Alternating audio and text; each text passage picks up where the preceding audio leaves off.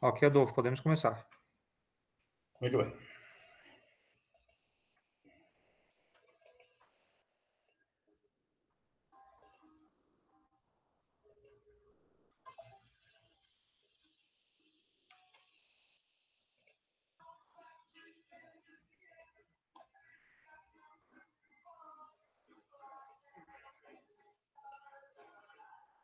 Bom, essa é a nossa terceira aula de revisão, né? Alguns assuntos que nós vamos abordar hoje. Vamos falar dos gigantes gasosos, vamos falar de pequenos corpos, asteroides e cometas, falar um pouquinho de planetas anões e falar um pouquinho sobre galáxias e a origem do universo. Mas um resumo de cada coisa dessas, obviamente, né? Na próxima aula, que se não me falha a memória, será a última antes da prova. Aí nós vamos falar sobre astronáutica e dar mais uma pincelada em algumas coisas que a gente considera que são importantes, que provavelmente caem, né? Normalmente caem na prova da UPA. Então, vou falar dos planetas jovianos ou gigantes gasosos. Jovianos porque são em homenagem a Júpiter, né? Por isso tem esse nome, né? Alguns dados de Júpiter são interessantes, a gente precisa compreendê-los. Por exemplo, a nossa rotação é de 24 horas aproximadamente. Nós sabemos que 23 horas, 56 minutos, etc, etc. A rotação de Júpiter é de 9 horas e 54 minutos. Vejam, um planeta imenso, com um diâmetro, como ali se pode ver, 143 mil quilômetros, 142.984, 11 vezes maior que o diâmetro da Terra. Esse símbolozinho aqui é sempre a Terra, tá? Leva 11, quase 12 anos para dar uma volta ao redor do Sol, entretanto, uma rotação tão rápida, né? Interessante isso. E nós, que somos um planeta telúrico, terrestre, denso, feito de matéria sólida e magmática, sólida e pastosa, superaquecida, rodamos bem devagar e em torno do nosso eixo, mas ao redor do Sol somos rapidinhos, né? Porque estamos perto, né? Então, é interessante essas comparações, né? Júpiter, um gigante gasoso, enorme, cujo diâmetro, o nosso diâmetro é 12 mil, de Júpiter é 142 mil, né? Então, mais de 100 vezes maior do que o nosso, né? O diâmetro.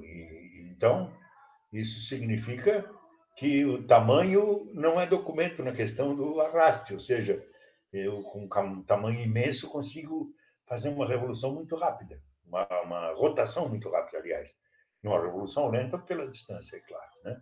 Essa distância que está ali, né, de quase 800 milhões de quilômetros, né, em média 778 milhões 330 mil, isso dá, se uma unidade astronômica é 150 milhões de quilômetros, um bom exercício para vocês fazerem aí é quantas unidades astronômicas, antes do fim de terminar essa aula, eu quero que alguém me dê o resultado da conta. Quantas unidades astronômicas distantes do Sol está Júpiter? Uma vez que uma unidade astronômica podemos adotar, por questão de prova também se adota, 150 milhões de quilômetros. Aqui eu tenho 778 milhões 330 mil quilômetros de distância média ao Sol. Quantas unidades astronômicas está afastado Júpiter do Sol? Essa é uma pergunta que vocês vão me responder antes do fim da aula, por favor. Né? Inclinação do eixo 3,13 graus significa o quê? Praticamente não tem estações do ano, porque o eixo está inclinado em 3 graus em relação à sua órbita. O nosso está inclinado em 23,5. Por isso nós temos as 4 estações. Na última aula de reforço, na semana que vem, ainda vou retocar nesse ponto, que isso é muito importantíssimo.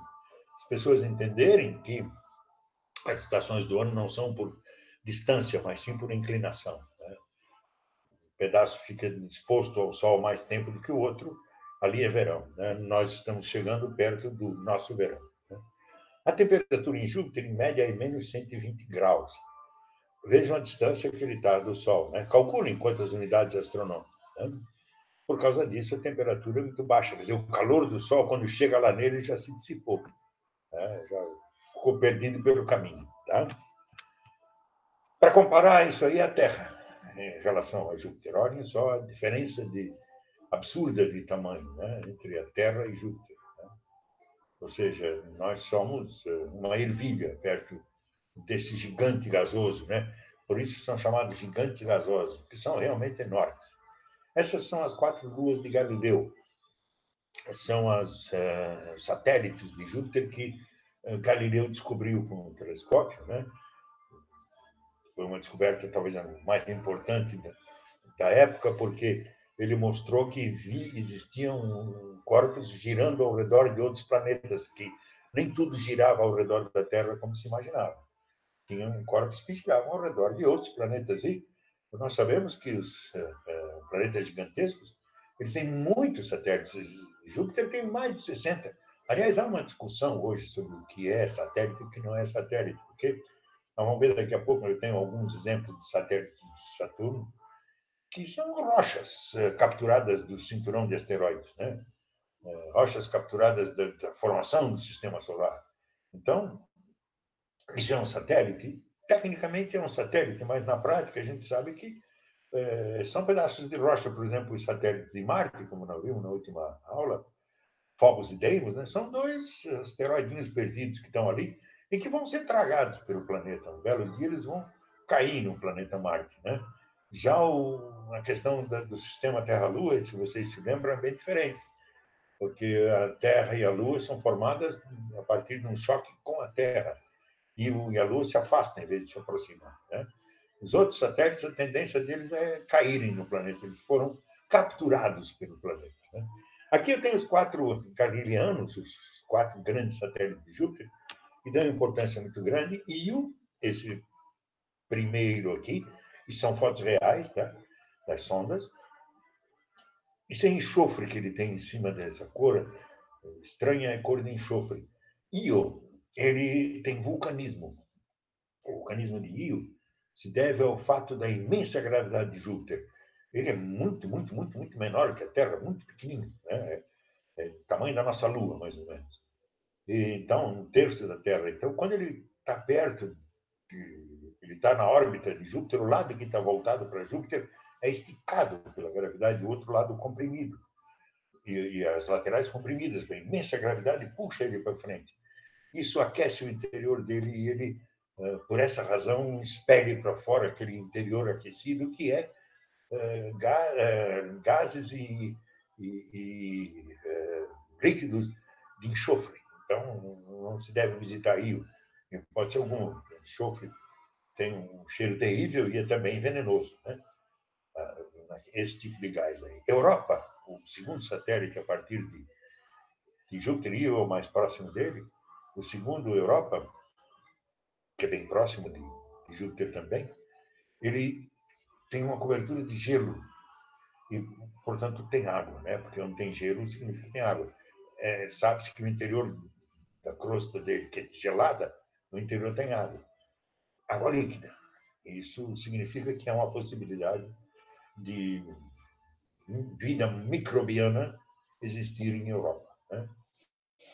Ganimedes é o maior do sistema solar, é o maior satélite possível, é quase 2 vezes a nossa Lua, né? Nossa Lua tem 3.000 e tantos, ele tem 5.000 e tantos quilômetros, né? É o maior do sistema solar. Calisto não tem nada de especial, é bastante esburacado, bastante atingido por pedregulhos espaciais, né? Como a nossa Lua, né? Então, ele é um corpo assim, um pouco menor do que Ganimedes. Mas que importantes são Io, Europa e Ganimedes. Tá? E esse fato dele ser gasoso e ter uma rotação bastante rápida, apesar do imenso tamanho. Saturno. Mesma coisa, a rotação também é rápida, 10 horas e 35 minutos. Sempre que virem esse símbolo aqui é Terra, tá? 10 horas e 35 minutos terrestres, horas terrestres, as horas que nós computamos, né? A revolução, o tempo que ele leva para dar uma volta ao redor do Sol, é quase 30 anos. Né? Claro, ele está muito longe, né? O diâmetro 120 mil, né? 9 vezes o diâmetro da Terra, mais ou menos, não chega a ser 10. Né? E a distância média do Sol, 1.429.500.000 quilômetros. Nem vou pedir para calcular isso em unidade astronômica, mas se alguém quiser dividir isso aqui por 150 milhões, faça 1.500.000. Não, aí fica muito fácil. Densidade. A água tem densidade 1. Ele tem uma densidade muito baixa, quer dizer, a quantidade de matéria por centímetro cúbico dele é muito pequena. Sabe o que significa isso aqui? 0,71 gramas por centímetro cúbico? Que se ele boiaria na água, ele flutuaria na água. O gás dele é tão tênue que, se colocado numa piscina um pouco imensa, né, ele boiaria. Tá? O único planeta que faria isso. Né? Temperatura menos 120 graus, ou seja, extremamente geladinho. Né? Então, não é algo a se visitar. Comparando com a Terra, ele é um pouco menor que Júpiter, por isso a Terra fica um pouquinho a coisa maior, né, do que perante Júpiter. 2 dos seus satélites são muito importantes. Enceladus, que fica dentro desses anéis, isso aqui, essa é uma foto da Cassini-Huygens, né, da nave que teve lá, e chama Cassini-Huygens. Cassini foi o cara que descobriu os anéis e suas falhas, e Huygens foi quem descobriu os anéis. O Cassini descobriu essas falhas aqui no anel. Tá? Enceladus também apresenta vulcanismo pelo mesmo fenômeno de Júpiter, ou seja, um lado é esticado, o outro é comprimido. Interessante, essas erupções não são de enxofre, como em Io, de Júpiter, mas de água, de gelo. Aqui em Enceladus tem água também dentro, portanto, pode abrigar vida microbiana. Né? E Titã. Titã é um dos satélites mais importantes do sistema solar, porque ele tem uma atmosfera interessante, a atmosfera de nitrogênio. E alguém sabe de que é feita a atmosfera da Terra, que pode me responder isso? A atmosfera que nós respiramos, mais de 70% dela é nitrogênio gasoso. Oxigênio é 23%, se não me engano. Então, Titã tem uma das coisas básicas para que possamos sobreviver nesse. Ele tem o nitrogênio, eles só precisam misturar com um pouquinho de oxigênio que vira respirável. Né? Mas a temperatura não é muito agradável. Né? A temperatura está lá abaixo de 100 graus Celsius. Tá? Mas ele tem uma atmosfera bastante espessa, bastante interessante, visível nas fotos. Né? Essa parte cor-de-rosa aqui é a atmosfera dele. Então, é o segundo maior satélite do sistema solar, ele só é menor que Ganimedes, e tem essa característica de possuir nitrogênio numa atmosfera e lagos de metano. Portanto, ele tem os componentes oxigênio, ele tem os componentes carbono, ele tem o componente hidrogênio e tem o componente nitrogênio. O chão da vida está lá. Ele é um objeto a ser explorado. Pena que esteja muito longe. Né? Muito longe, muito longe. Dá praticamente 10 unidades astronômicas. Né? Aqui alguns dos satélites, muitos dos satélites dele, ele tem uma coleção imensa de satélites. Né? Aqui Titã, comparado com o tamanho de Saturno, e vários outros, Iapetus, Rhea, Dione, Tétis, Enceladus, Mimas. Mimas até foi objeto de uma pergunta, né, sobre por que chama Estrela da Morte, porque a Estrela da Morte daquele filme tinha esse aspecto. Né? Aqui já são pedregulhos, ó, Pan, Atos, Prometeus, Janus, Pandora e Epimeteus, são pedregulhos grandes, mas são pedregulhos. Né? Os anéis, né? Os anéis provavelmente são formados de gelo, blocos de gelo sujo, com poeira e restos de formação do sistema solar, e tem aqui as divisões, e tem aqui o lugar onde estão as maiorias dos satélites, né? E a espessura dos anéis é 1,5 km. A gente enxerga aqui da Terra, no telescópio, muita gente aí já viu, mas ele só tem 1,5 km de espessura, são muito grossos, mas são muito intensos, tem bastante material. Então, os anéis são uma característica de Saturno. Os outros três jovianos, tanto Júpiter quanto Urano quanto Netuno, também têm anéis. Só que a espessura dos anéis deles é tão pouca, de centenas de metros só, que a gente não consegue enxergar nem no telescópio mais poderoso. Mas, quando passou-se por perto contra o Sol, se conseguiu enxergar. e fotografado em outros comprimentos de onda, como nós vamos ver daqui a pouco, também é possível divisar os anéis de Urano, pelo menos. Esse. Aqui, em infravermelho, em ultravioleta, aparecem claramente os anéis de Urano. Urano tem uma característica interessantíssima. Aqui ele está circulando o Sol segundo essa órbita, e o eixo de rotação dele faz um ângulo com a sua órbita de 97 graus, ou seja, ele está virado de cara para o Sol. Como a posição do eixo nunca muda ao longo de uma órbita inteira, isso ele passa 6 meses com essa cara virada para o Sol e depois, quando estiver no outro lado, a outra cara virada para o Sol. Então, na verdade, ele tem duas estações, ou tem Sol ou não tem Sol.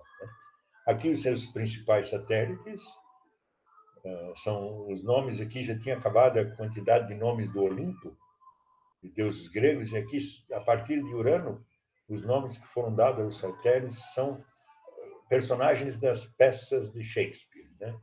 Um pouco Miranda, Ariel, Umbriel, Titânia, Oberon são personagens das peças de Shakespeare. Rotação, 17 horas e 14 minutos terrestres, ou seja, bem menor do que um dia também, né? A revolução, 84 anos, 115 dias, 2 horas e 30 minutos terrestres, ou seja, muita gente vai morrer sem que Urano tenha completado uma órbita, né? 84 anos. Diâmetro equatorial é 4 vezes o da Terra, ele é gigante, mas não é tanto, 51.188 quilômetros.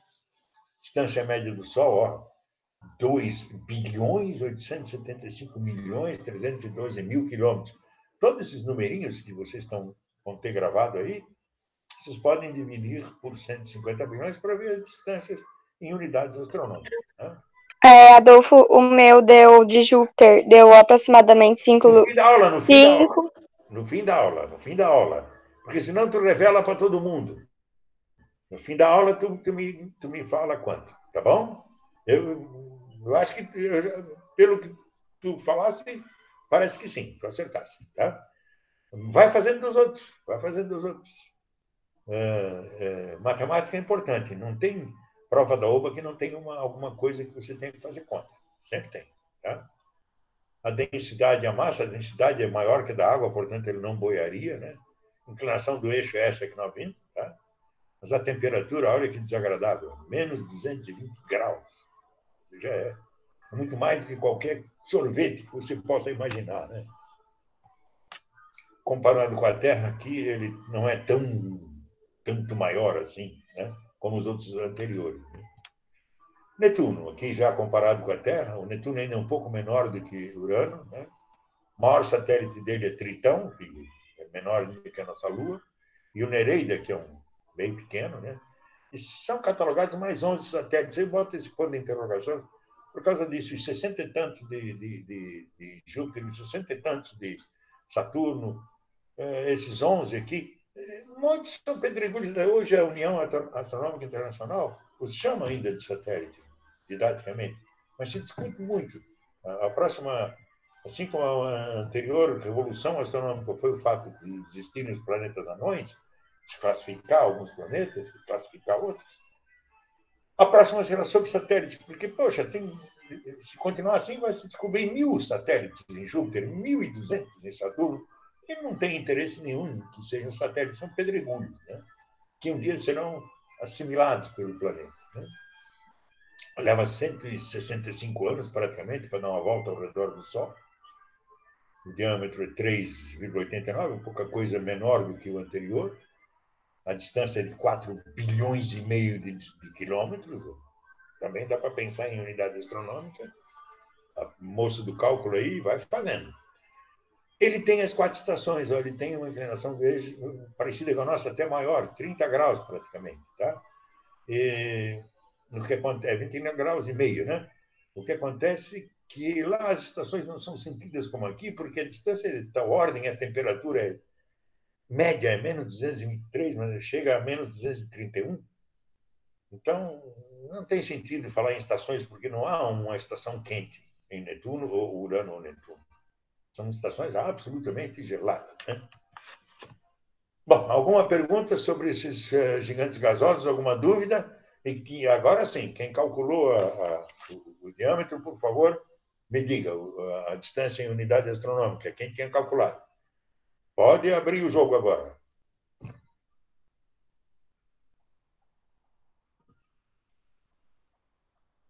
No chat, boa tarde, professora Adolfo. Cheguei. No chat, tínhamos a... Não Oi? é a linha. No chat, tá me ouvindo? Estou, claro. Então tá. No chat nós temos várias pessoas que colocaram, mas seria interessante vocês abrirem o microfone, porque eu estou chegando por agora, né? Então, para vocês falarem, por favor. Teve um que já aqui ia falando, eu pedi para ele esperar um pouquinho, porque no final... E a Aline, que não é a Aline, né? Como é o nome dela mesmo? Quem foi? Quem foi? Fui eu. Então, diga, quanto é que você calculou? De Júpiter. No de Júpiter foi 5,18 aproximadamente. Exatamente isso. Exatamente isso. Calculou de mais algum? Sim. De Saturno. Saturno foi 9,53. E daí eu achei uma curiosidade também que ele tem 82 luas, né? Daí de Urano, 19,168 aproximadamente. E de Netuno, 30,06 aproximadamente. Repararam uma coisa? A Terra é 1. Marte é 2,5. É 2 praticamente, né? 2,5. Júpiter, 5. Praticamente. Saturno, 10. Urano, 20. Netuno, 30. Plutão, quanto acha que vai ser? Quem dá o Júpiter? Plutão, se eu não me engano, é 40 que eu tinha visto. É 40. Existe uma lógica nos números na distância dos planetas ao Sol, né? Mercúrio é 0,35, Vênus é 0,75, a Terra é 1, depois vem Marte, depois dobra para Júpiter, dobra para Saturno, 1,5 para Urano, 2 vezes e assim por diante, né? Então, a natureza ela brinca com os números o tempo todo, tá? Mas alguém fez os cálculos de Urano, de Netuno em unidade astronômica? Mais alguém fez? Não? Então vamos adiante. Não, peraí. Vitor Faz fez, mas não sei. Tá. Ótimo. Só jogou no chat. Veja bem, esse negócio de ter 80 e tantas luas, isso é aquilo que a gente tinha comentado, né? 82 agora e contando, né? Semana que vem pode ter 86, na outra 92, então não vale a pena você se fixar nesses números, mas sim nos principais satélites, os mais importantes. Titã, no caso óbvio de Saturno, são Encélados e Titã. Encélados pelo vulcanismo e Titã por ter nitrogênio na atmosfera. De Júpiter são e o Europa, Ganímede e Calisto, por ser os que Galileu descobriu e por ser também vulcanismo, gelo de água, o maior do sistema solar, tá? Obviamente. Então, isso que é importante fixar. Quantos são? Se continuar procurando, vai continuar achando, entendeu? Porque está cheio desses pedregulhozinhos assim, ó, perdidos ao redor deles. A Terra também tem esses pedregulhos, de vez em quando aparece um, e passa perto. Às vezes um tempo de órbita muito longo, mas passa perto. Então, a Terra, como não tem uma massa muito grande, os que passam perto normalmente não são atraídos. Se forem atraídos, batem na Terra. Não é o caso deles, eles chegam a uma distância tal que tem massa suficiente para ficar girando um tempo, mas depois batem também. Depois eles serão tragados pelo corpo principal. Tá? Por isso essa definição de satélite tem que ter esse cuidado, entender isso. E por isso a União Astronômica Internacional vai discutir isso ainda por muito tempo. Porque há cientistas que pensam de uma forma, outros pensam de outra. Né? Então, ótimo. Alguma pergunta sobre os planetas gigantes gasosos ou está tudo bem esclarecido? Roberta, faça a mediação para mim aí, por favor. Aqui no chat está tudo certo. Eu acho que tudo certo, estão dizendo. Então, tá bom. Então tá, aqui o Vitor está dizendo que basta contar os interessam, aqueles que interessam. É isso, professor? Exatamente, exatamente. Tá. São os mais importantes, são aqueles que têm alguma coisa a mais, além do fato de rodar em redor do planeta. Tá. Professora, aproveitando que a gente já parou um pouquinho, que você vai passar para outro tema, deixa eu dar um recado. Por favor, os 28, 25, 28 a 25 alunos, 25 a 28, que estão aqui, não saiam quando terminar. Eu preciso conversar sobre a prova da USP. Estamos a uma semana dela. Obrigada, professor. A prova é na quinta-feira que vem? Quinta-feira que vem. Aliás, nossa última aula tem que ser na quarta. Na quarta? Vai ter que ser na quarta. Vamos ter que conversar com o William. Mas o horário? Para a gente ver o horário que não bata com aula de ninguém, porque quinta é o dia da prova, tá? Tá bom, tá bom. Obrigado. Só me comunica depois, né? Pode deixar. Então, planetas anões. Se descobriu isso a partir de muito tempo, que se descobriu que essa história de Plutão ser um planeta igual aos outros ficava meio complicado. Porque ele é muito menor que a nossa Lua. Olha aqui a nossa Lua. Plutão é bem menor que a nossa Lua. Então a Lua também teria que ser um planeta. Aí se fez uma nova definição e se descobriu que planetas são aqueles que varreram os seus iguais de perto e que só tem ele por ali. Então, por exemplo, igual à Terra não tem ninguém. A Lua é filha da Terra, né? Mas não é igual à Terra. Não é da mesma família da Terra. A Lua não tem atmosfera, a Lua não tem água em forma líquida. Não tem a temperatura que a Terra tem. Então, ela não é um mesmo objeto, ela é um objeto derivado da Terra, um sistema, como é Plutão e Caronte, um sistema. Caronte é bem grande perto de Plutão. Esperaram o descobridor de Plutão morrer, Claude Tombaugh, e em 2006 passou a ser planeta não, porque, veja, descobriram Eris, que tem um satélite chamado Sinomia, é muito maior que Plutão. Bem maior que Plutão. Sinomia, Eris é do tamanho da nossa Lua. Então, é uma nova classe de planetas distantes do Sol, bem mais distantes com o Plutão. Além do que, a órbita de Plutão é muito alongada. Ela não é uma órbita quase circular, como são as dos outros planetas, que são elipses muito pouco achatadas. Elas são órbitas bastante achatadas. Plutão tem uma órbita muito longa, né? E aqui já se descobriu vários, agora aqui os nomes já são os nomes que foram dados. Esse aqui, tu vê que estranho esse aqui, tem duas luas, Haumea.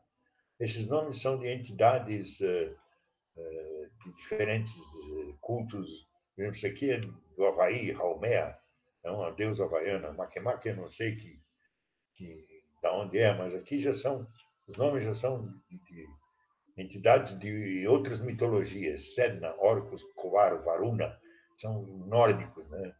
Entidades do Valhalla e outras mitologias que não a greco-romana. Tá? Está se usando esse critério, já que os personagens de Shakespeare já acabaram. E agora, então, se usa esse critério de...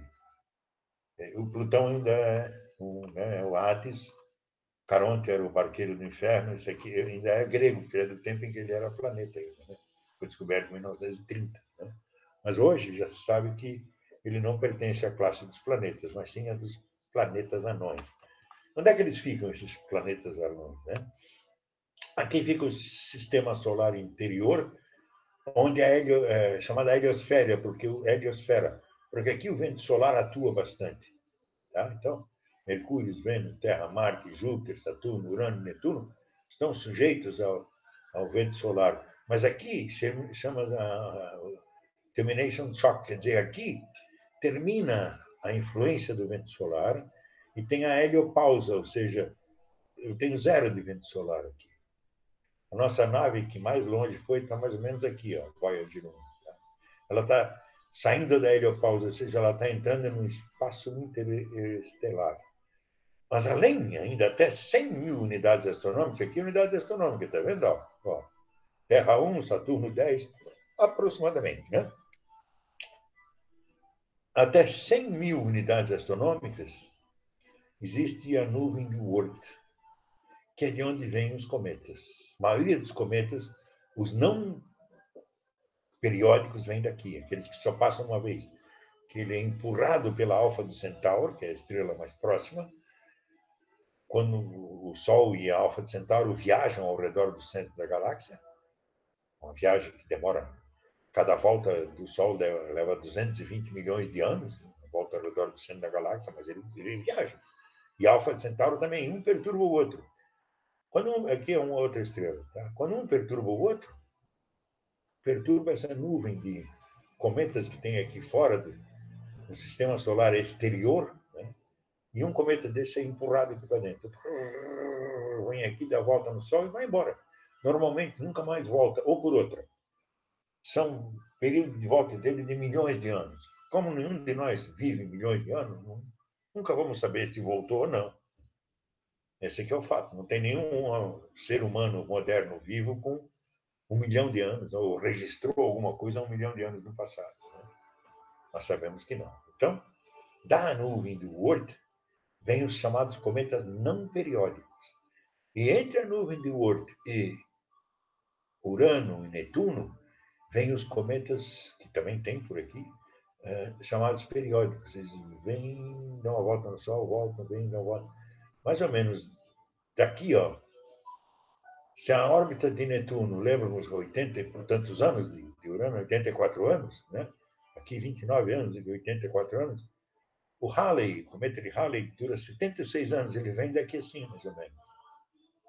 Ele vem daqui. Leva 76 anos para dar uma volta aí. E ele é devagar aqui, rápido aqui.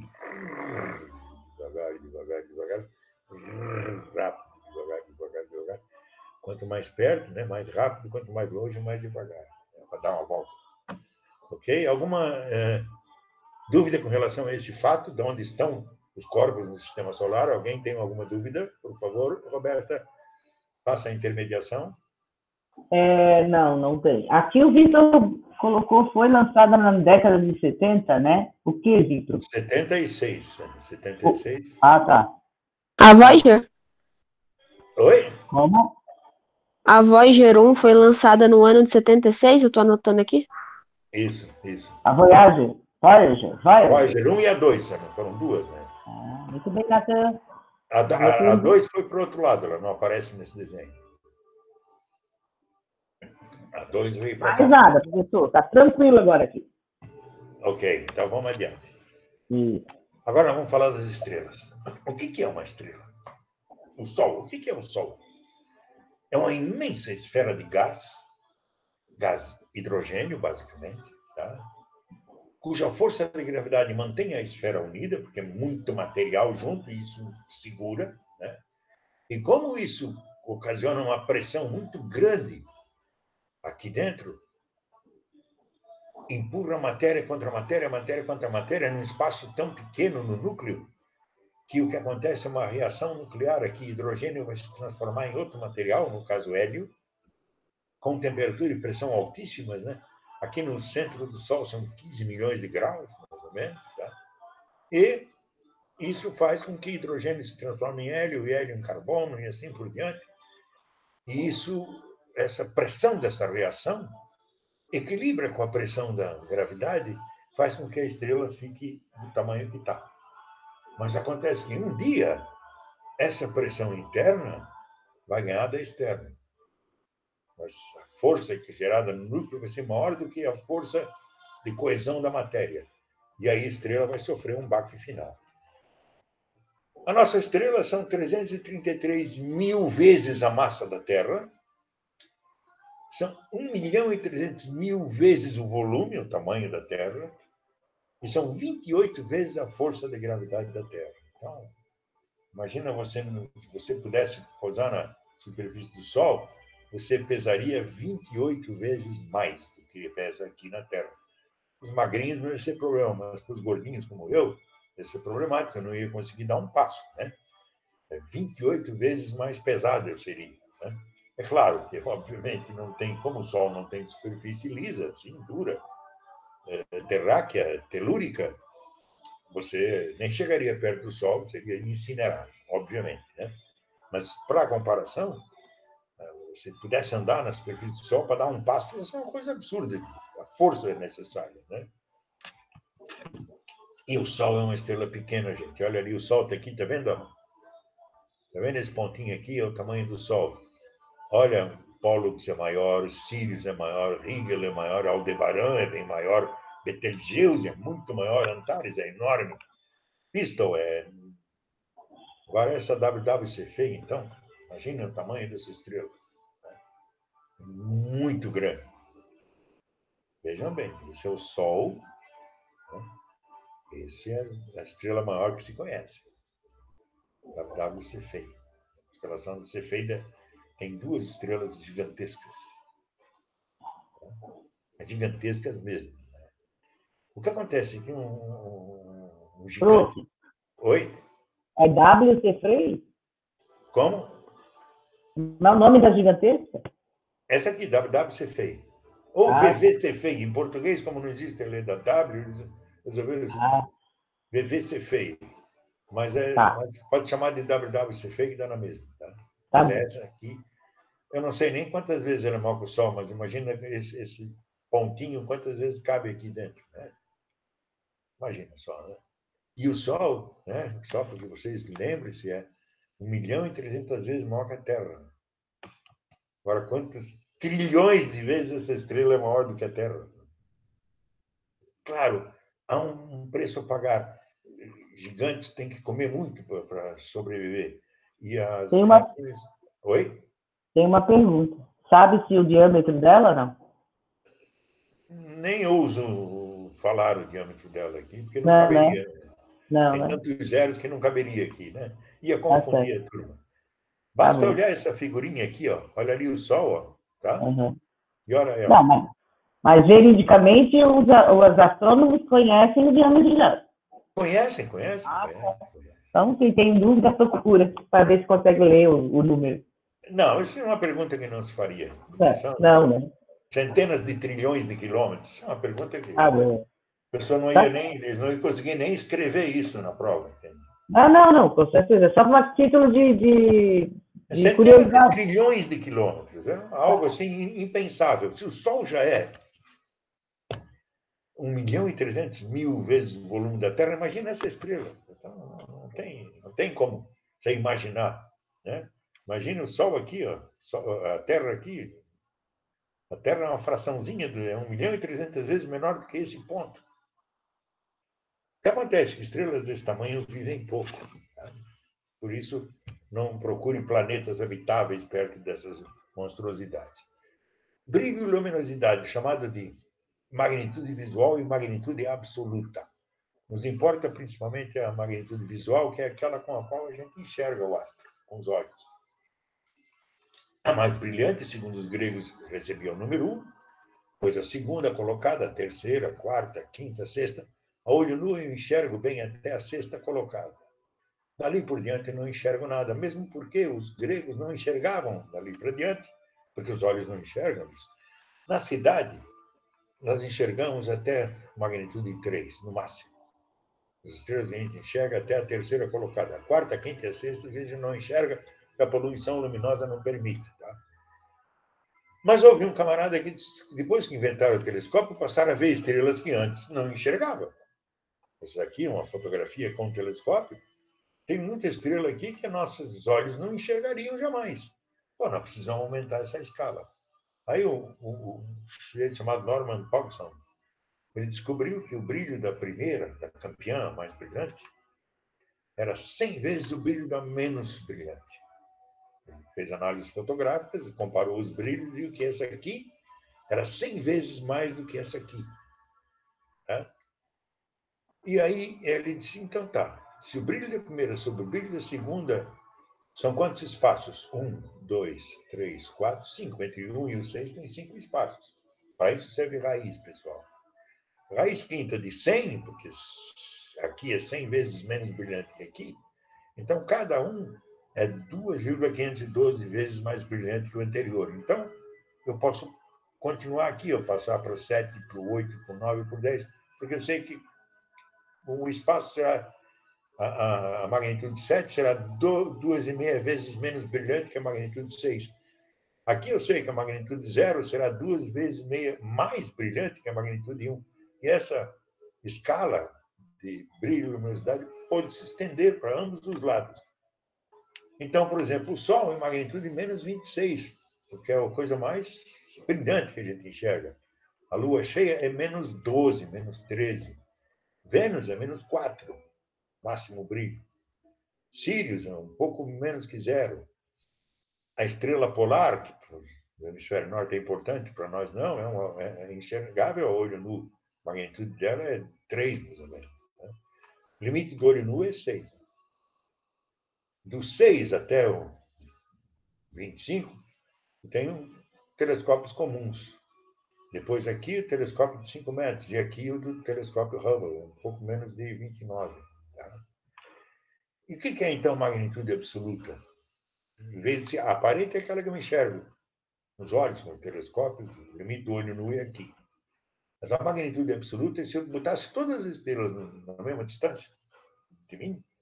Essa distância calculou-se em 32,6 anos-luz, que são 10 parsecs, que corresponde a um desvio de paralaxe de 1 segundo.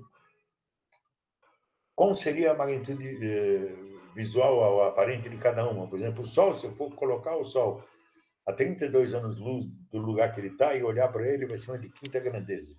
Ou seja, aqui de Florianópolis eu não enxergaria o Sol se ele estivesse nessa distância. Tá? Então, a magnitude absoluta é importante, nós vamos ver por quê.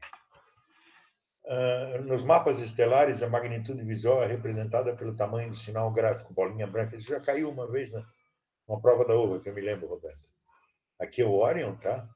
Mintaka, Aunilan e Aunitak.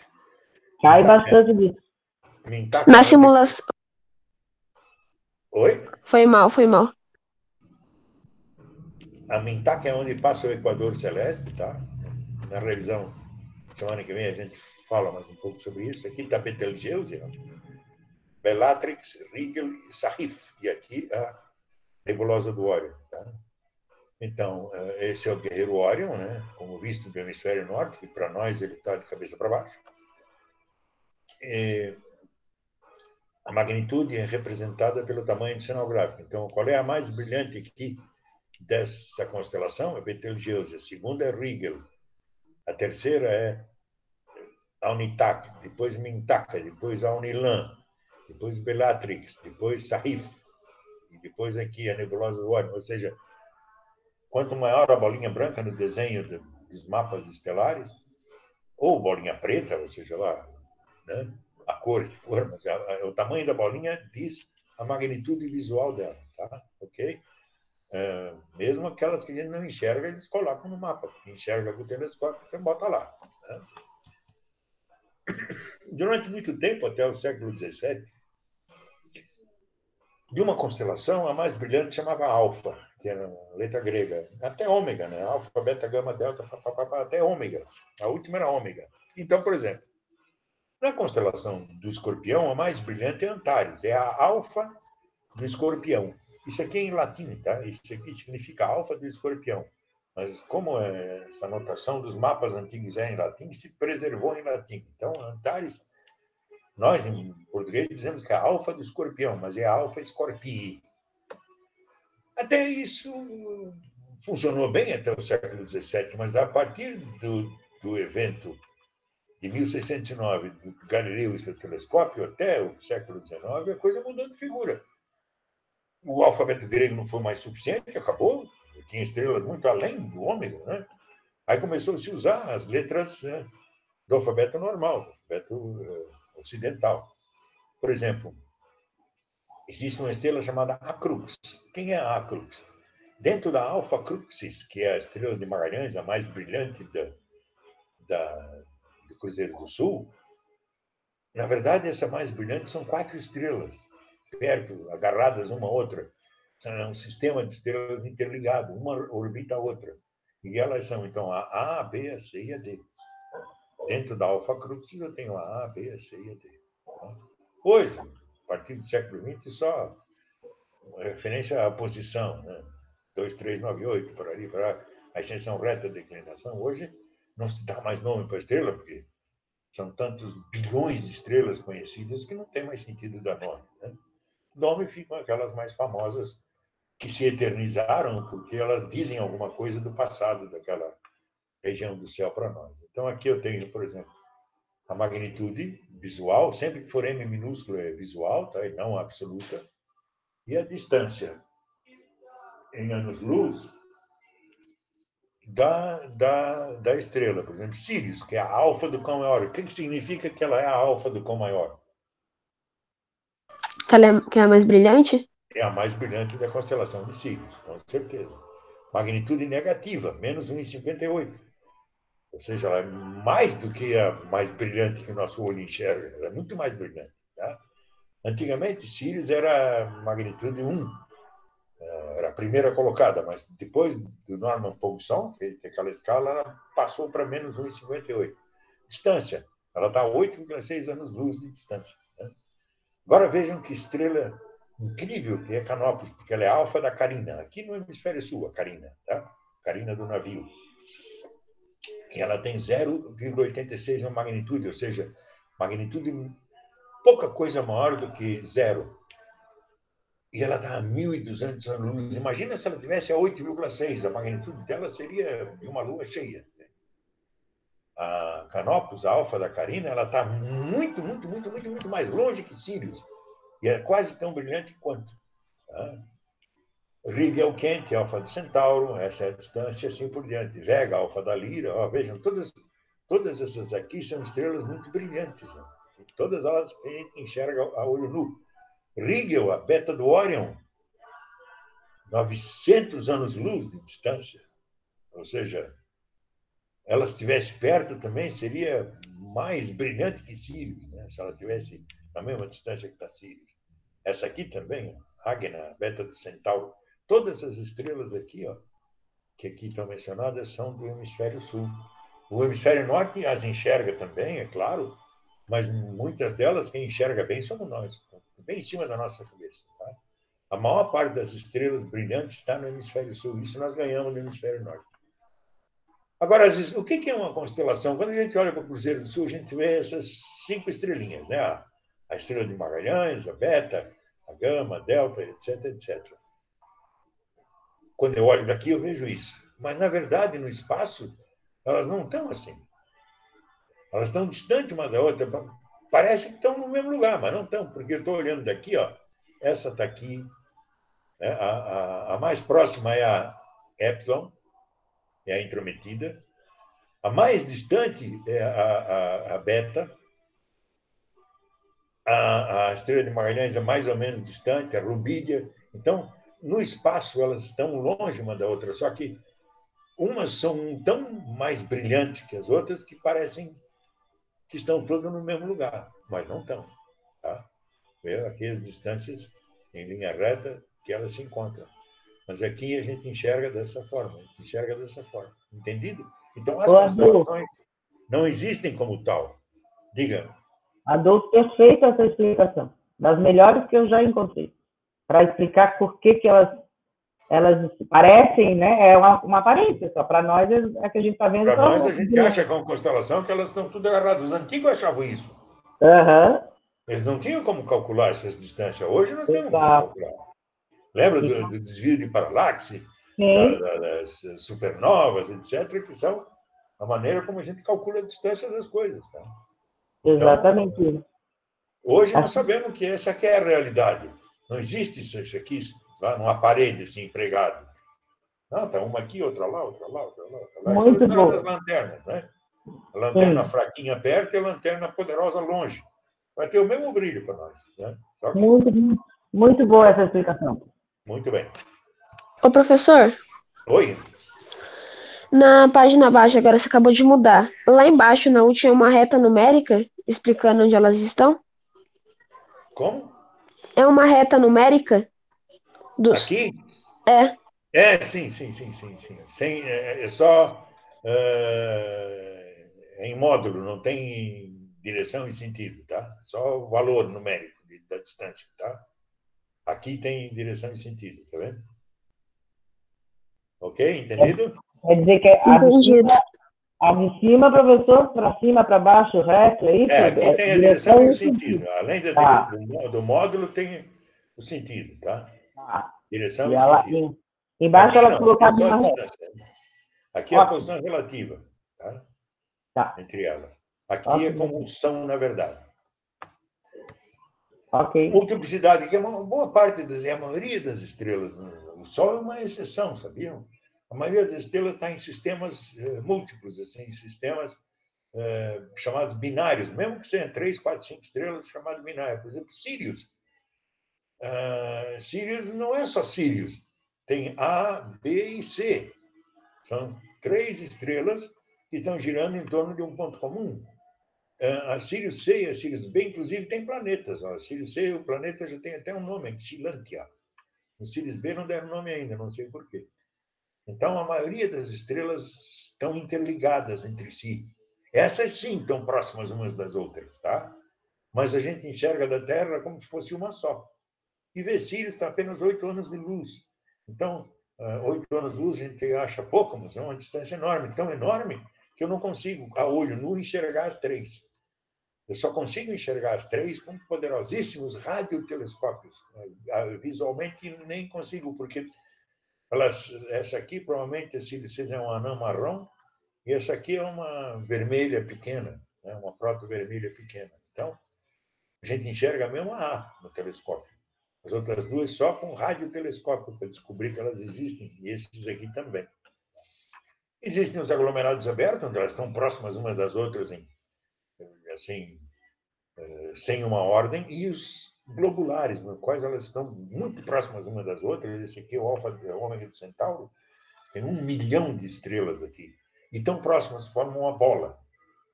Esses aglomerados globulares, esse aqui é o Ômega de Centauro, na constelação de Centauro, aqui no hemisfério sul, né?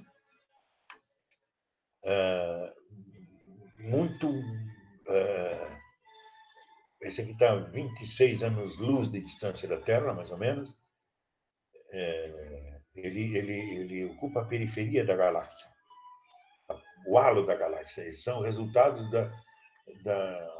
as galáxias são canibais, elas comem umas outras. E ele é resultado de uma interação de uma outra galáxia com a nossa. Tá? Então, aglomerados abertos, globulares e sistemas binários. Isso aqui é um sistema binário enorme. Isso aqui é mais do que um sistema binário, é um aglomerado mesmo. Quando são muito grandes, não chamam mais sistema binário, mas chama aglomerado. Mas é a mesma coisa, estrelas orbitando um ponto comum, ok? Alguma dúvida quanto a isso?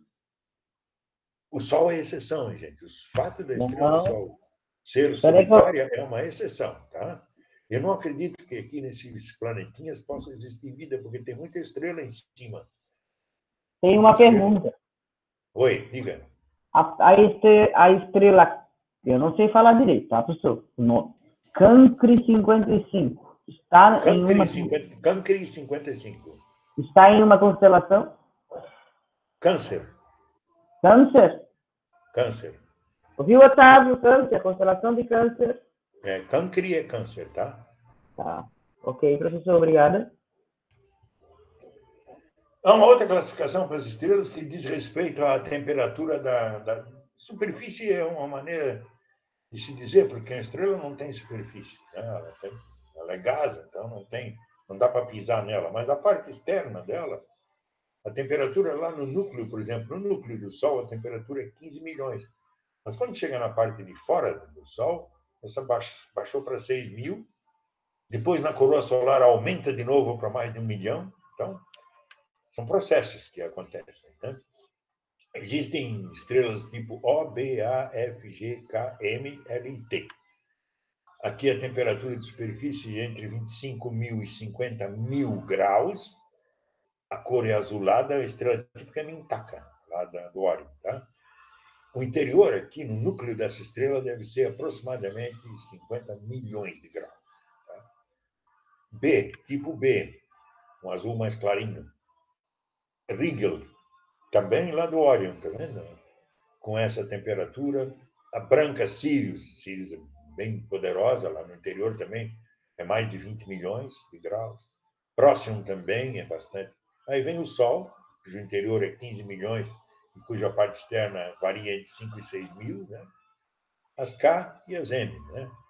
Então, aqui a Antares, Arcturus, algumas dessas M's vermelhas não são estrelas pequenas, são gigantescas, mas não no momento da vida em que já né, se agigantou de tal forma que a temperatura de fora resfriou. Como é que é uma estrela? Como é que é a estrutura do Sol, por exemplo? Aqui eu tenho um núcleo onde se processa a reação de hidrogênio e hélio, não vou mostrar já em seguida. Tem uma zona em que essa temperatura extrema aqui, de 15 milhões de graus, essa pressão extrema, se transmite por radiação. Né? Radiação é aquele processo em que eu não preciso que haja contato entre o calor e o que vai ser aquecido. Por exemplo, a água que está dentro da chaleira, ela não está em contato com o fogo. Quem está em contato com o fogo é o ferro. Então, a radiação leva o calor para a chaleira. Tá? Zona de convecção é dentro da chaleira. A água que está dentro da chaleira, ela aquece, sobe. Você abrir a tampinha da chaleira, está toda molhadinha, porque a água aqui está subindo, em ebulição, bate na tampa e volta, resfria e volta. Então, isso é convecção. Radiação é simplesmente o calor subindo. Tá? Eu tenho aqui a parte chamada fotosfera, ou superfície, que é uma bobagem, não existe, né? Onde aparecem as manchas. Tem a cromosfera, que é uma parte que parece que está pegando fogo, assim. E a coroa, que é onde eu tenho, mais uma vez, 2 milhões de graus, por causa da... Né? Quem lembra da aula de auroras boreais, lembra que essas manchas fazem um campo magnético, esse campo magnético faz com que a coroa assuma temperaturas altíssimas, né? 2 milhões de graus, por causa daqueles flares, aquelas erupções que acontecem de mancha até mancha. Quem assistiu aquela aula, viu aqueles flares, aquelas coisas que a gente explicou, sabe muito bem do que estou falando. Quem não se lembra, dá uma olhadinha lá e recorda. Lá no núcleo do Sol, eu tenho esse vermelhinho, é o átomo de hidrogênio prototônico, hidrogênio com um próton só, né? 2 deles se encontram, quando os 2 se encontram, se juntam. Quando se juntam, mas como eles são iguais, eles têm que repelir alguma coisa. Isso aqui é um fóton, eles emitem um fóton de luz, emitem também uma partícula chamada pósitron e uma partícula chamada neutrino. Quando ele faz isso, um dos 2 deixa de ser próton e vira nêutron. Aí eu tenho o H2 aqui. Ele encontra um outro Hzinho aqui, emite luz de novo e joga para fora um raio gama. Quando isso acontece, esses 3 se juntam, 2 vezes ele emitiu luz lá no núcleo. Essa luz vai viajar para fora, vai levar 1 milhão de anos para chegar na fotosfera e para a gente enxergá-la. E quando 2 se juntam, se forma o hélio 3. Mas o hélio 3 é muito instável, ele fica pouco tempo vivo. Mas ali do lado, o mesmo processo está acontecendo, com outra turma. Quando os 2 se juntam, emitem luz, e o hélio 4, que é o mais estável, ele não precisa de 1, 2, 3, 4, 5, 6 partículas, ou seja, 4 prótons e 2 nêutrons. Ele não precisa disso. Ele joga para fora 2 prótons, 2 hidrogênios fundamentais, e se estabiliza como hélio 4, com 2 prótons e 2 nêutrons. Tá? Então, de posse dessa equação, foi descoberto por um alemão chamado Hans Bethe, e com as equações de Einstein sobre energia, massa e velocidade da luz, para cada 1 quilo da massa do Sol, o Sol, quando nasceu, para cada 1 quilo dele, 700 gramas eram de hidrogênio e 590 gramas eram de hidrogênio, 297 gramas era de hélio, e o do resto todo que nós conhecemos só tinha 3 gramas. Tá? O raio do Sol era um pouco menor e a temperatura do núcleo era muito maior. Ele foi gastando esse hidrogênio em hélio, esse hidrogênio foi virando em hélio, sempre repondo 2. Ele usa 4, mas devolve 2. Né? Ou seja, é lento o consumo do hidrogênio, mas hoje, de 700 gramas, só 590 para cada quilo. E o hélio, de 297, passou para 407. Os outros 3 continuam. Tá? O raio aumentou e a temperatura baixou. Isso significa uma coisa simples. Quando o hélio superar o hidrogênio no núcleo do Sol, o Sol vai se tornar uma gigante vermelha. Ou seja, a temperatura do núcleo vai ser tão alta que a pressão vai... Porque quando o hélio for se transformar, for maioria, ele vai se transformar em carbono. E para que isso aconteça, ele exige muito mais temperatura. Essa temperatura vai acontecer no núcleo, muito maior do que a atual, e ele vai empurrar para fora o resto da estrela, e ela vai virar uma gigante vermelha. Então é o seguinte, o Sol está aqui atualmente. Isso aqui chama sequência principal, é quando o hidrogênio é maior que o hélio, em qualquer estrela. Enquanto o hidrogênio vencer o hélio, a estrela fica aqui. A previsão para o Sol é mais 5 bilhões de anos. Tá? Então, não se preocupe, tem Sol para mais 5 bi. Tá? Aqui é magnitude absoluta. Tá? Então, está aqui o Sol. Um dia, o Sol vai... O hidrogênio vai perder para o hélio e o Sol vem para essa região aqui, ó, do gigante. Aqui na região do gigante, ele vai largar fora toda a matéria que ele tem, a maior parte da matéria que ele tem nessa concha de fora, e vai concentrar o núcleo. O núcleo vai concentrar tanto que vai virar uma anã branca, como o Sirius B, por exemplo, ou Procyon B. E o Sol vem para cá, para essa região aqui. Essas são estrelas que vão durar muitos milhões, milhões de milhões de milhões de milhões de bilhões de anos, porque o consumo é muito baixo. Ela fica muito compacta e o consumo é muito baixo. Não vai mais ter planeta, não vai mais ter coisa nenhuma nessa região. Os planetas foram destruídos aqui já. Muitos até foram expulsos. Por exemplo, os gigantes gasosos provavelmente serão expulsos e vão vagar pelo espaço, vão se juntar com nuvens de gás, etc, etc, etc. Então, a vida do Sol é o seguinte. Daqui a uns 4,5 bilhões de anos, ele vira um gigante. Aí ele fica uns 30 milhões de anos assim como gigante, e depois vai ser uma anã branca, ok? Isso é o que que a ciência prevê para a vida das estrelas. As muito grandes, vejam, o tempo de vida, essa aqui é 10 milhões de anos só, o do Sol é 10 bilhões de anos. Essa aqui, ó, a Beta Centauri, é 10 milhões de anos. Em 10 milhões de anos, ela vira uma supergigante. E quando ela virar uma supergigante, olha o que acontece. As nuvens em contração formam a protoestrela e formam a estrela. Se a massa for menor do que 10 vezes a massa do Sol, a quantidade de matéria que tem essa estrela, hidrogênio vai se transformar em hélio na sequência principal, depois ela vira uma gigante vermelha, o hélio vai virar carbono, isso aqui esquenta muito, e ela vira nebulosa planetária, ou seja, ela espalha essa quantidade de matéria que tem aqui fora e o núcleo contrai e vira uma anã branca. Aqui, eu tenho uma estrela que já é maior do que 10 massas solares. Eu tenho aqui hélio em carbono, depois de um certo tempo, carbono e magnésio vai até ferro. Quando chegar no ferro, ela explode, ela não aguenta o ferro. Ela explode no que se chama supernova, é erro, porque é super velha, né? E ela vai se formar como estrela de nêutrons.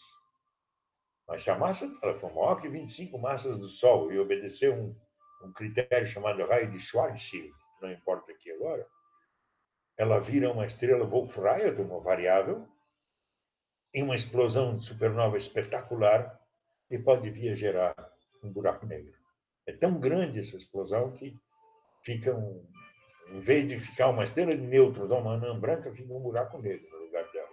Tamanha a força desse instante. Então, 3 principais destinos das estrelas. Virar anã branca e esse material aqui expulso para a galáxia, expulsa esse material para a galáxia e virar uma estrela de nêutrons, expulsa esse material para a galáxia e vira um buraco negro. Portanto, esse material que a gente vê nas galáxias assim, ó, isso aqui não é nuvem. As nuvens estão aqui embaixo, ó, no horizonte, tá? Isso aqui não é nuvem. São esses gases expulsos das explosões, ou não, das estrelas quando morreram. Que constelação é essa aqui, hein, gente? Quem me disse que constelação é essa? Bah, eu não estou enxergando. Okay. Essa é a... Eu sei. Eu não quero falar. Cruzeiro do Sul. Então, diga. A Miriam está dizendo que é Cruzeiro do Sul. Como? Isso mesmo. Cruzeiro do Sul. Cruzeiro do Sul. Cruzeiro do Sul. Está aqui a Estrela de Magalhães, a Intrometida, né? E as outras duas. Né? Aqui, Deixa eu falar depois. Aqui tem uma nuvem muito grande chamada saco de carvão. É uma nuvem de hidrogênio, resultado da explosão de uma estrela. Diga-me. Olha só, volta aquela lá. Volta Oi? uma. Volta uma, por favor. Então, eu vou pensar como se eu fosse a pessoa que estivesse construindo a prova da outra. Uma boa pergunta é o destino de uma estrela. Pode ser a anã branca, estrela de nêutrons ou buraco negro. Exatamente. Mas pode ser perguntado também, uma anã branca vem de qual evento? Nebulosa planetária, supernova ou como é que é o nome daquilo ali, professor? Não tem supernova. A anã branca é resultado das estrelas parecidas com o Sol. Tá, mas aqui o penúltimo estágio não é uma nebulosa planetária? Não é explosão. Ah. Não, a explosão é nesse caso e nesse caso. Aqui ela simplesmente larga o material, tá? Por isso vira uma nebulosa planetária, porque o núcleo fica lá no meio e o material todo vai indo embora, vai indo embora. Quer dizer, para isso tem que ser menor que o material, ele solta. Ela perde a atração gravitacional aqui. Porque o núcleo concentra muito e perde a força gravitacional. Aí ela larga fora essa matéria. Okay? A estrela de nêutrons é maior, né? No caso do Sol, não tem morte espetacular. O Sol vai morrer devagarinho na UTI. Não vai ser assim, não vai ser um infarto assim, de repente, bum! Ou um acidente de trânsito como aqui. Não. A morte do Sol vai ser calma, lenta e calma. Dolorida, provavelmente, mas lenta e calma. Ok? Tá. Ok, professor. Então, o destino é anã branca, estrela de nêutrons e buraco negro. É isso? Isso, é isso. Ok, obrigado. Aqui, ó, essa aqui é uma nebulosa, resultado da morte de uma estrela, de várias estrelas. É uma nebulosa gigantesca. Tá? E aqui está aquela que nós mencionamos, Cruzeiro, que parece, mas não é. Alguma dúvida sobre estrelas? Que a gente repita alguma coisa?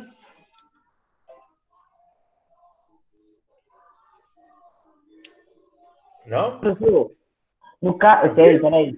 Tem uma pergunta. Tem. João Pedro está fazendo uma pergunta. No caso da estrela de nêutrons e do buraco negro, não originam nebulosas? Originam, claro.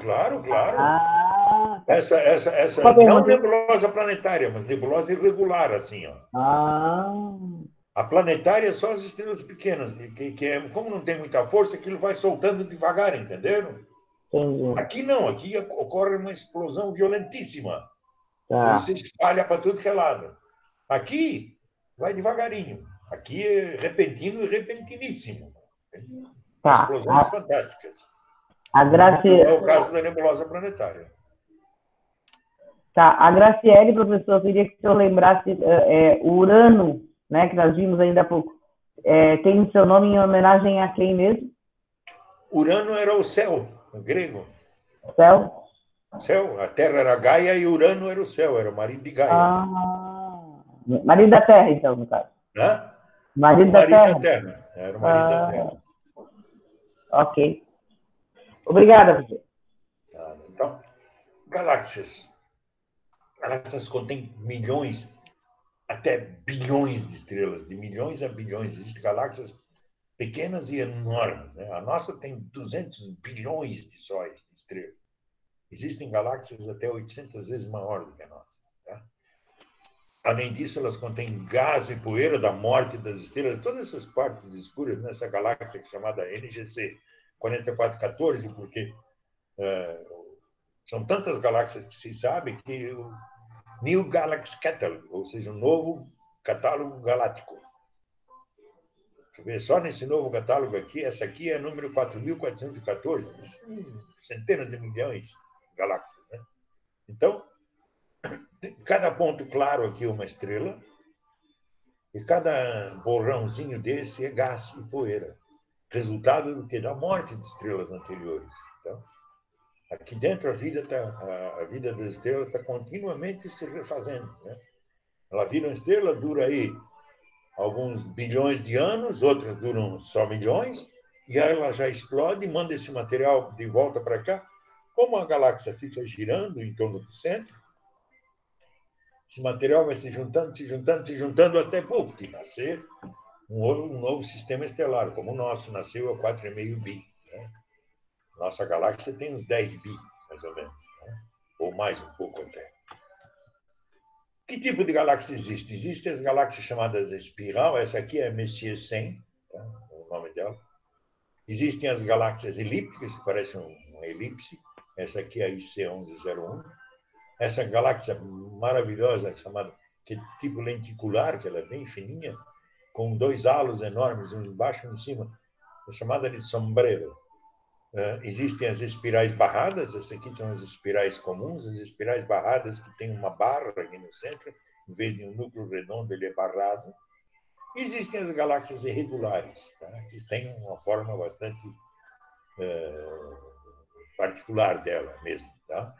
Ou seja, eu tenho basicamente 1, 2, 3, 4, 5 tipos de galáxias, mas, na verdade, eu tenho as espirais, as elípticas. A lenticular é um tipo da elíptica.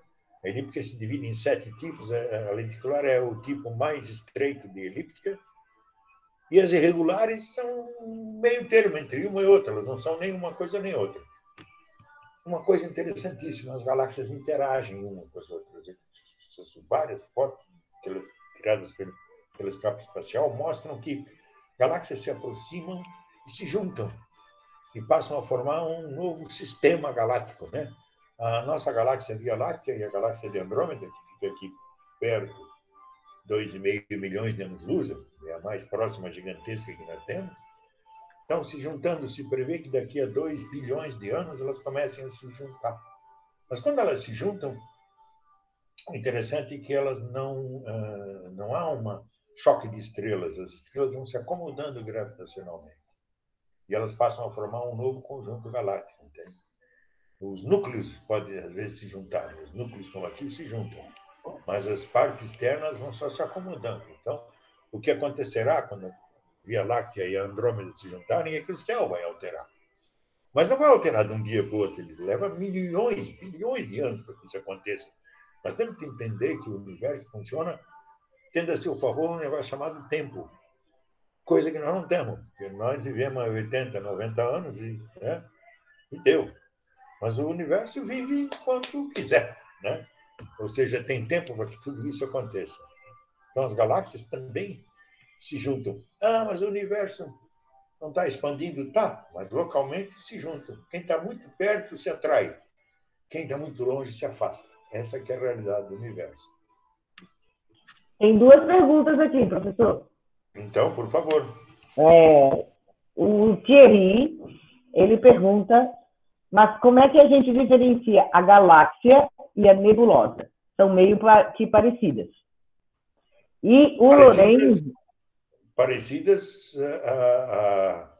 ao olho humano, mas ao telescópio eu vejo a diferença absoluta. De uma galáxia para uma... nebulosa. Não, nebulosa é isso aqui. Ó. As nebulosas são escuras, normalmente. Lá na outra figura também dá para ver umas nebulosas legais. Oi? Não sei se aglomerados? Não são nebulosas, são aglomerados. Uhum. Isso aí a gente calcula a distância e vê que está perto. Essas outras calculam a distância pelas variáveis cefeidas. Essas nebulosas estão próximas. Né? Professor, então, a quantidade de... Quando eu calculo a distância pela variável cefeida dessas galáxias aqui, dá milhões de anos-luz. Diga. A quantidade de energia de uma galáxia, energia luminosa, é muito maior do que uma... É algo incompreensível para nós, seres humanos. E é maior do que uma nebulosa também, né? Como? E é maior do que de uma nebulosa. Muito. A contagem de estrelas aqui ela vai a centenas de bilhões. E numa nebulosa não, né? A nebulosa tem 1 milhão no máximo. Aqui tem outra... Agora, as nebulosas planetárias e as nebulosas de de reflexão e emissão, como aquelas nuvens escuras que nós vimos ali perto do Cruzeiro e aqui, ó, essas partes escuras das galáxias, isso são nebulosas, tá? Elas estão dentro das galáxias, então não tem como confundir. Exato. As nebulosas estão dentro das galáxias, não estão fora. Ok? As nebulosas que nós enxergamos aqui na Via Láctea, aqui está cheio de nebulosas, olha só. E na Via Láctea, isso aqui são as nebulosas, ó. É totalmente diferente disso aqui, né? Sim. Professor, tem mais uma pergunta. Deixa eu achar. É do Lourenço. Em qual parte da galáxia que o sistema solar está mais ou menos? Na periferia, 26 mil anos-luz do centro. O raio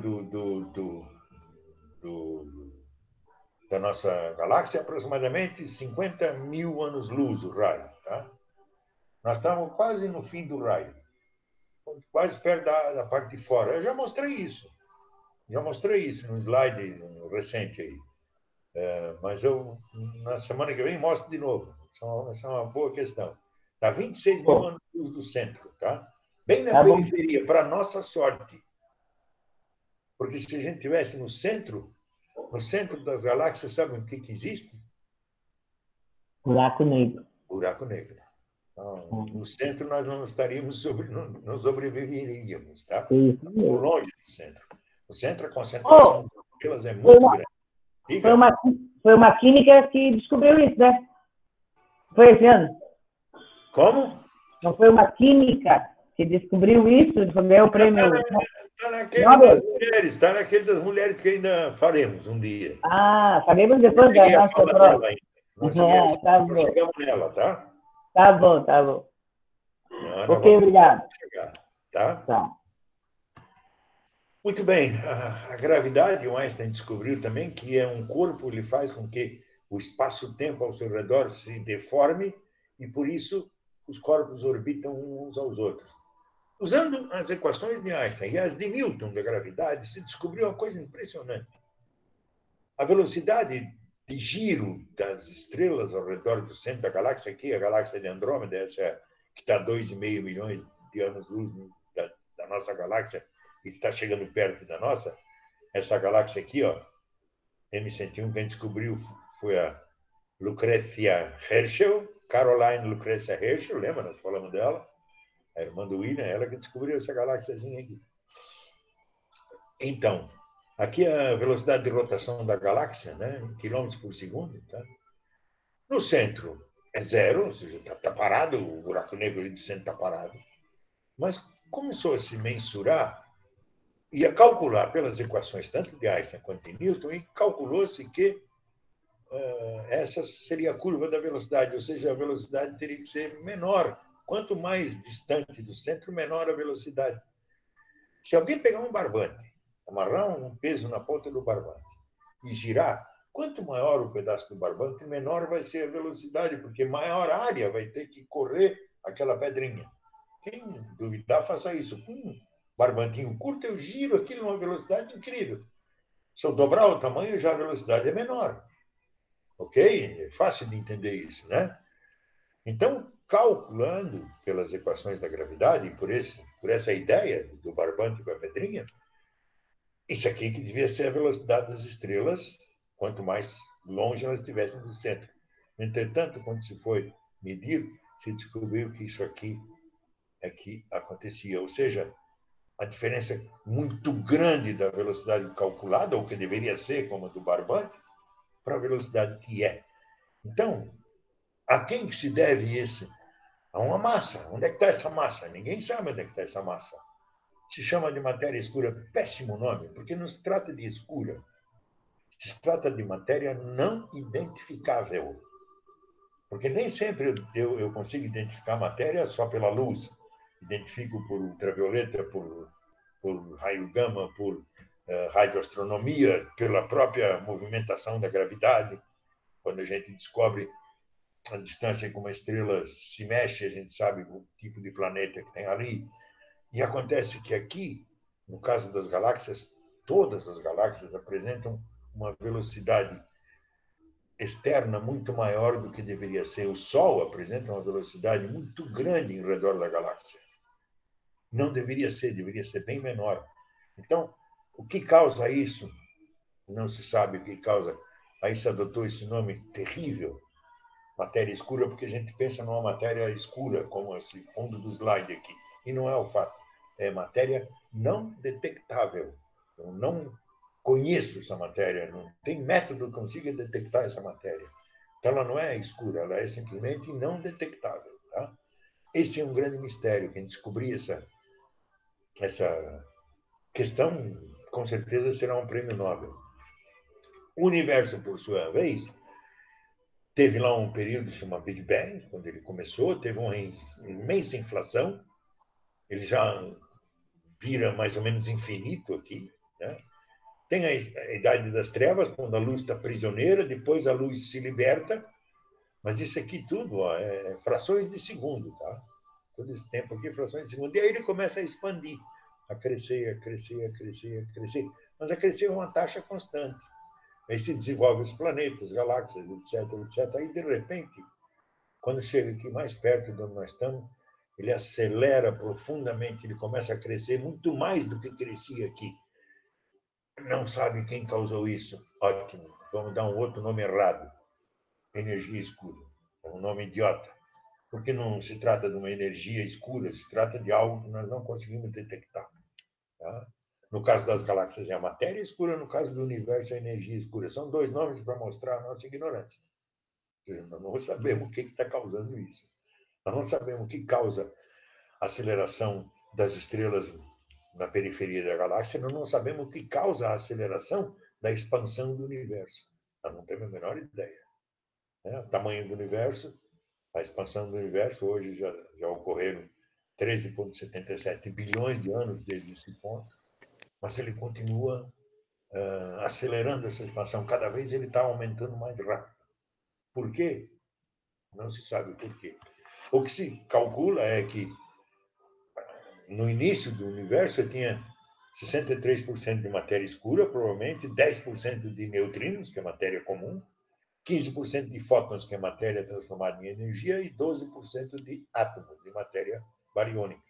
Hoje nós só temos 4,6% de matéria, de tudo, todas as estrelas, todas as nuvens, todas as galáxias, tudo junto dá 4,6%. 23% dessa, já que massa é igual a energia, dessa velocidade da luz, se eu transformar aquela velocidade das galáxias em massa, está faltando 23% no universo para provocar aquela velocidade nas galáxias. Mas para fazer com que o universo acelere a expansão, está faltando 72% de massa. Por isso que a gente diz, pô, 72% é uma coisa que nós não sabemos, 23% é outra coisa que nós não sabemos. Só temos certeza que 4,6% é o que nós conhecemos. Ok? Então, vejam, há uma diferença muito grande entre o que nós conhecemos e a realidade do universo. Perguntas, amigos? Vamos ver se tem pergunta. Não por enquanto. Opa, se alguém querer perguntar, pode perguntar. O que a Graciele Fontoro disse? Misericórdia. Existem planetas anões no cinturão de Órion? Nas estrelas do cinturão de Órion, ninguém conseguiu fotografar nenhum planeta em Órion. Um planeta não? Alguma coisa desse tipo com massa grande? Mas se um planeta é anão, ele não pode ter massa grande, né? Ele é pequeno. Entendi. Só se ele fosse feito de, por exemplo, Mercúrio, boa parte dele é ferro. Mas mesmo assim, ele é tão pequeno que a densidade é pequena, menor do que a nossa. Tá? Professor, uma galáxia pode sumir? Oi? Uma galáxia pode sumir? Pode sumir? É. Mas ela vai para onde? Também quero Onde é saber. que é o ralo do universo? Não some, né? Uma coisa se transforma na outra, né? Ela pode se juntar com outra e alterar a sua forma. Isso sim. Isso eu mostrei várias interações galácticas ali que vocês se lembram. Agora, sumir, não. Sumir não tem como. Né?